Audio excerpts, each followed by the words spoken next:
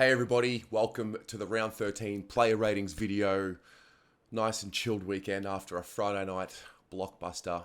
Don't really know if it was a blockbuster per se, but it's always good to get a win on a Friday night and actually be able to watch other games and not have that nervous energy knowing that you might be playing on a Saturday afternoon or whatever the case may be. So yeah, good times. Long weekend, different kind of vibe. I think a little bit of frustration about Friday night for a few different reasons has kind of subsided, and you have a few moments to breathe, think about it, absorb what you need to, and move on. And what we're doing today is we're going through the player ratings. So for those of you who are new to the player ratings video, welcome. They are sponsored by our friends at Doing a Bit. My man Mark Sanders has given us the hookup with the player ratings videos, and we appreciate his support. So please be sure to check out the website. The link is in the description below. Essentially, I'm going to start the conversation with you guys around the players, and these ratings will, in essence, become the votes at the end of the year. I haven't revealed what the votes are for a specific reason, because I don't want to be influenced in, rounds based on what the scores are. So I'll leave them to be a secret until the end of the year, and then we will crown the Blue Abroad Player of the Year. I think it's going to add to the excitement of what's to come. Basically, I'll start the conversation. Tell me in the comments below whether you think any of these scores should be higher or lower. Tell me what the score you think should be is, and tell me why, and I can make adjustments to that table, and we'll go from there. So we'll start, as the team was named, Lewis Young, Marchbank, and Nick Newman.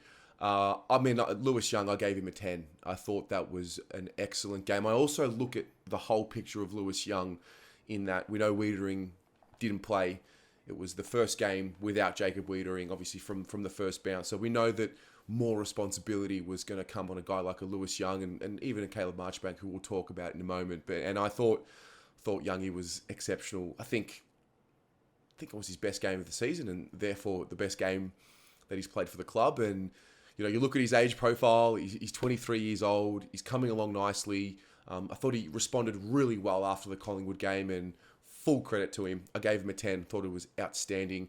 Marchbank, wow, I actually just said his name. That's crazy. I actually just said Caleb Marchbank's name in a player ratings video.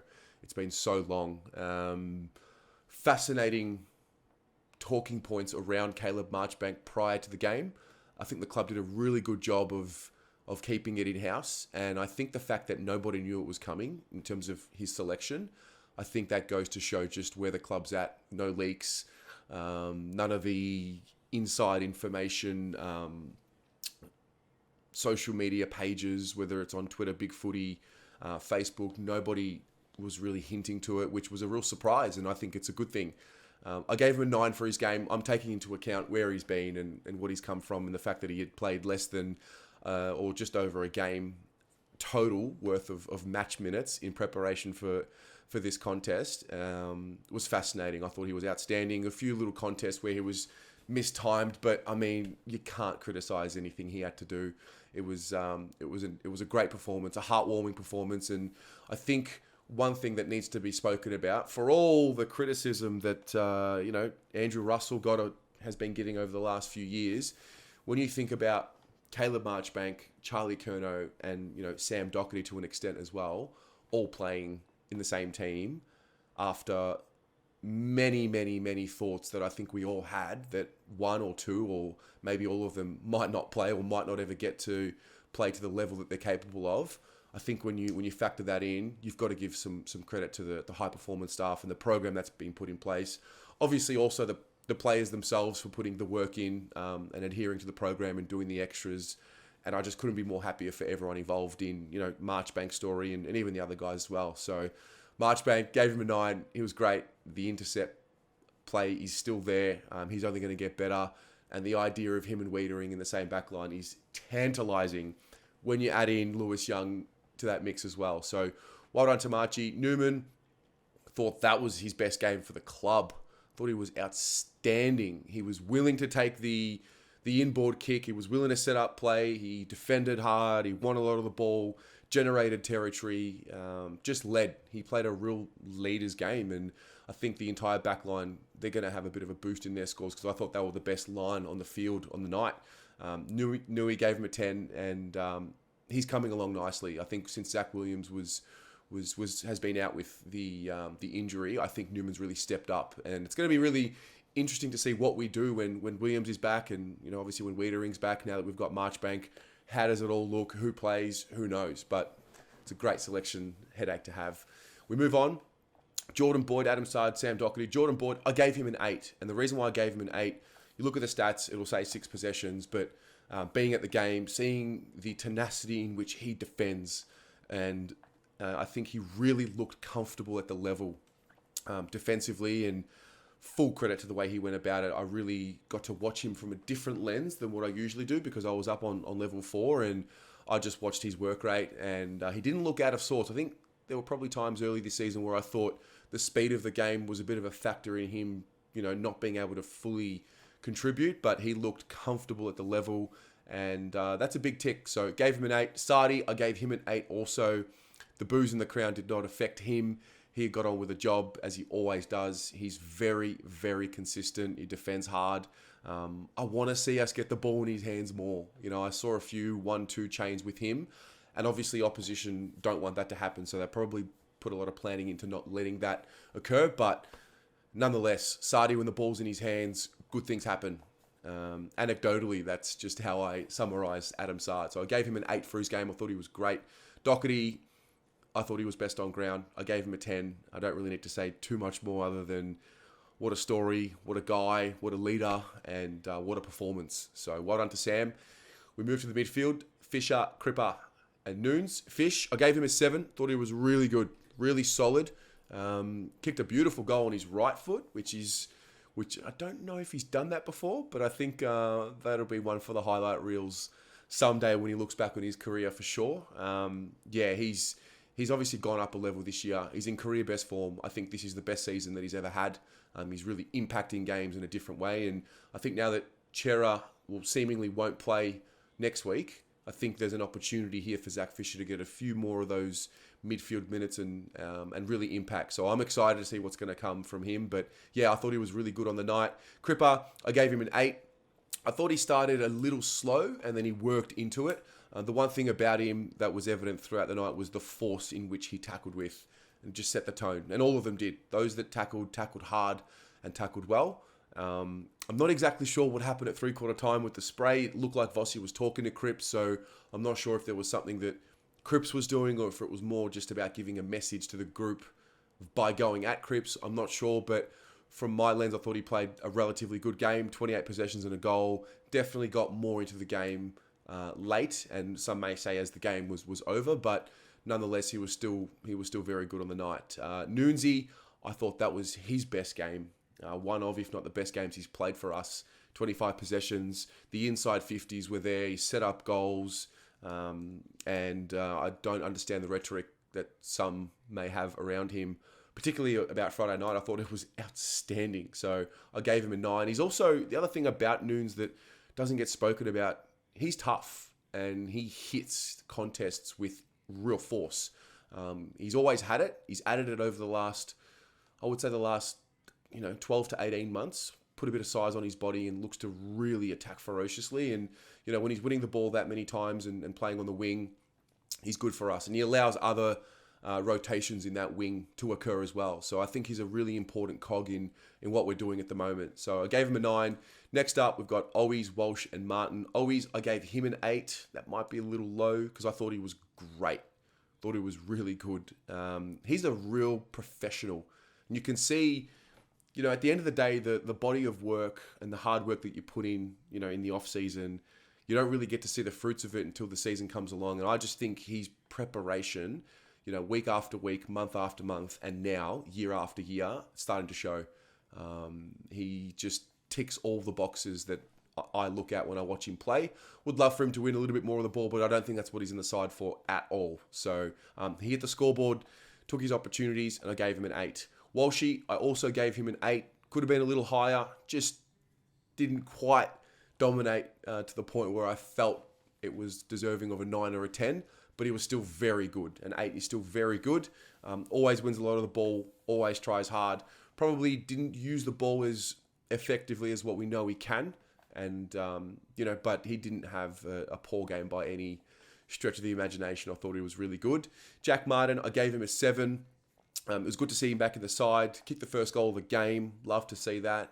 Still, obviously, Jack Martin's game is one where he's sort of a little in and out. But when he's in the contest and the way he tackles and the way he hits contests, because he does it with such force and because he plays with this aggression when he is right in the thick of it, it just leaves you wanting more. And I think that's how I summarise what I feel about Jack Martin. I know he's a talent. We all know he's a talent. And I guess I just want to see him get to more contests or be involved in more contests. I'm curious to see if the Chera situation allows for a guy like him to absorb some more of those midfield minutes. We'll see how that one plays out. But yeah, I gave him a 7. Good to have him back. And I know with Jack Martin, it's all about continuity. So let's revisit how he's playing in 3 to 4 weeks. Hopefully he's played all those games in a row. And then I think, touch wood, if everything goes right, just get him into a nice, consistent block of game time leading into finals, and we go from there. Next up, Charlie, Harry, and Jack Silvani. Charlie, I gave him an 8 for his game as well. He was dangerous.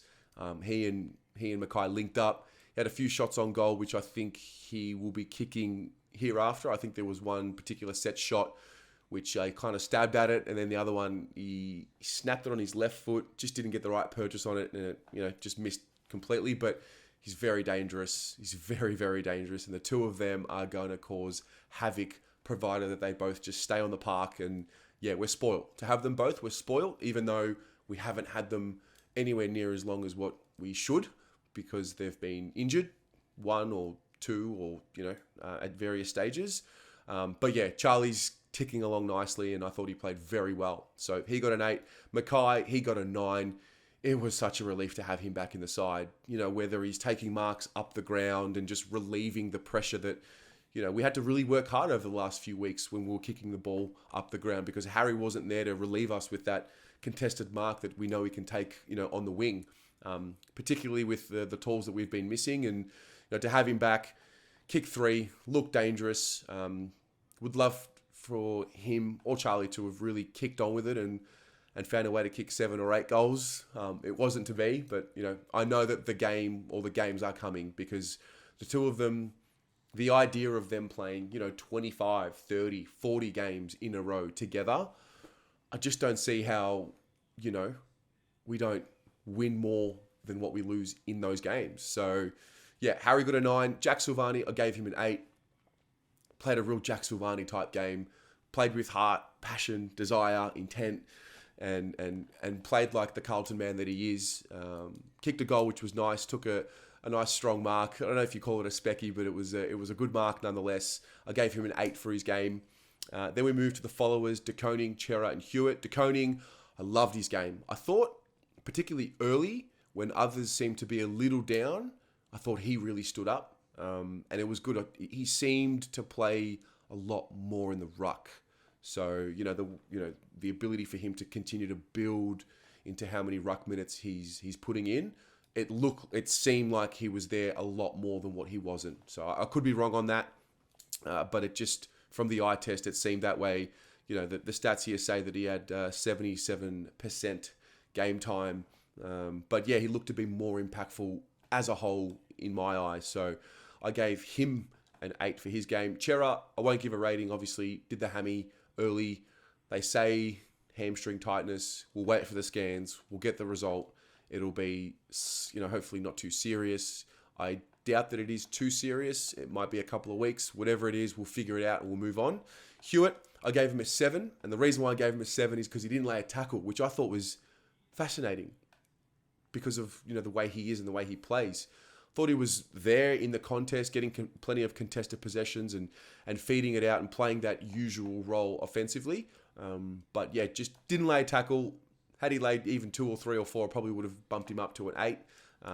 But he still found a way to contribute, still had 28 touches, went at 78%. He didn't use the ball poorly, used the ball very well. Played a good game, played a really good game. Then we go to the bench. Lockheed, Kennedy, Durden and Plowman. Lockheed, I gave him an 8.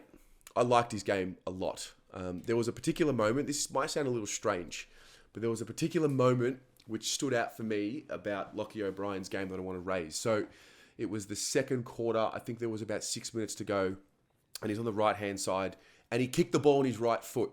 And I don't think I've seen it from him before. And I've had this idea in my mind, over the last couple of weeks where I'm thinking it'd be really good for him to open up the other side of his body and the other side of the field for him if he can just work on getting that right foot. And I think it's a little step in the right direction. Now, he missed the kick. He turned it over.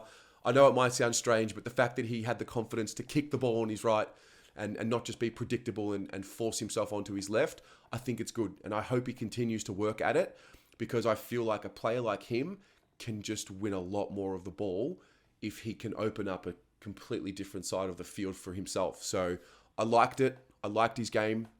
He ran hard. And the thing about him and all the wingers, because after the Collingwood game, the real issue on the wings in the Collingwood game was that, Still Sidebottom kept getting he was just loose. He was just free. There was no accountability. I felt that was not an issue in the Essendon game, and I wanted to give those wingers a bit more credit for that. So Lockheed got an 8 for me. Kennedy, I gave him an 8 as well. Played hard. He's a real difference when he's in the side. It's really good to see. I'm really proud of the way he goes about it. Had the 24 touches. Took 8 marks. That's the strength of his game and what he provides for us. He relieves us around the ground because he's got really strong marking ability. So I gave him an 8. Really strong game from him. Durds, I gave him a pass mark. I gave him a 5. I had the absolute pleasure of meeting the Durdens before the game. Had a beer. Met mum, met dad, met brother, sister, met the whole lot, the whole Durden clan. It was really, really special. Great family. It was really cool to see the footage after the game in the change rooms, and it's a special. I think the link between what we see with the Durdens and the family and the Carlton Football Club, it really links, because this club and its values and its foundations are built on family, and I think most footy clubs are, but I know that for us it's very much like that. So yeah, he's a special guy, special player. Would have been really spewing, I think, to not hit the scoreboard. He had a few opportunities. He hit the post with one, and then he was sort of streaming into open goal. He probably had another step left in him, a bit more time. But, it happens. You miss some, you kick some, he'll learn from it. One thing we know about Corey is the work rate is always there. And over the long run, the work rate always shines through. So gave him a pass mark for his game. Always brings the heat, always brings the pressure.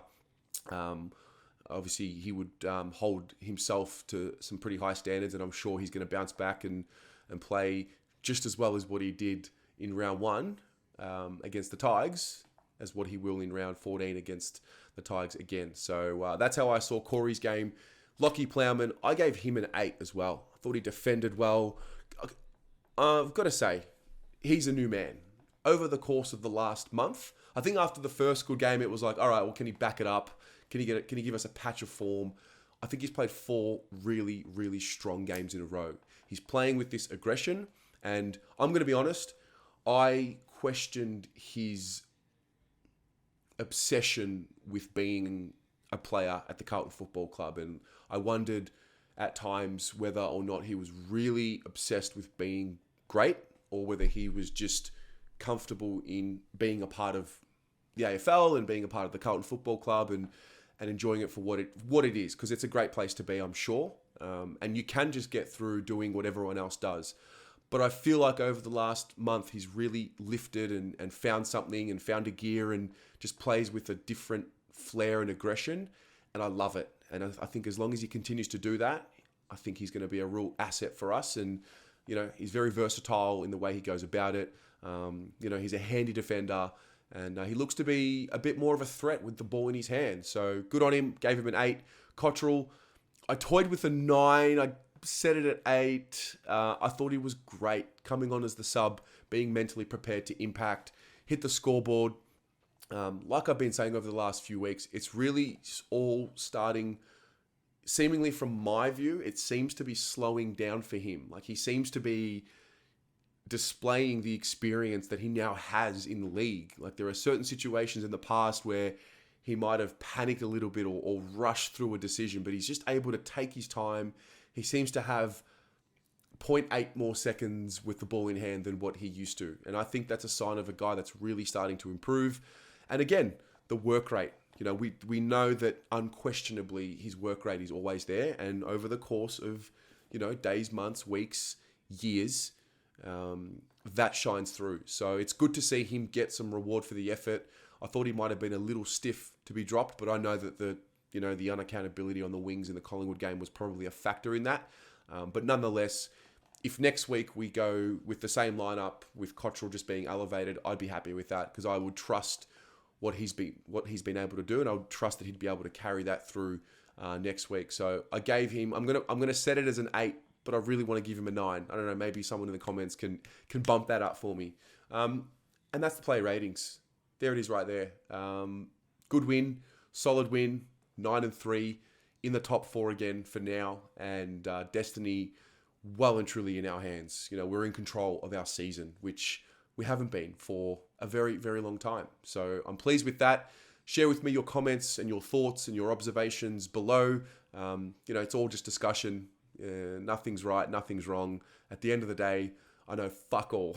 We all know fuck all because we don't know what really goes on the inside. We don't really know what the roles are, what the specifics are.